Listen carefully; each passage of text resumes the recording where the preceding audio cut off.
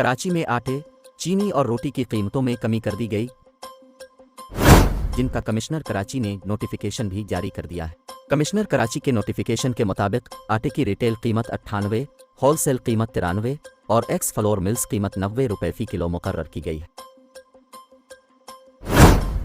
X flour mills fine आटे की कीमत 117 रुपये और होलसेल फाइन आटे की कीमत 120 रुपये फी किलो मुकर्रर की गई है।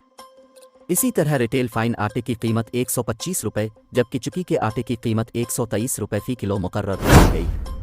कमिश्नर कराची के नोटिफिकेशन के मुताबिक चीनी होलसेल में 137 रुपये जबकि रिटेल में 140 रुपये फी किलो में दस्तयाब होगी।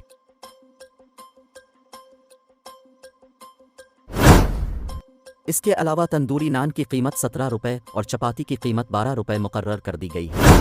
वाज़ेह रहे कि गुज़िश्ता चंद हफ्तों के दौरान पंजाब और खैबर पख्तूनख्वा की हुकूमतों की जानिब से भी आटे और रोटी की कीमतों में कमी की गई है।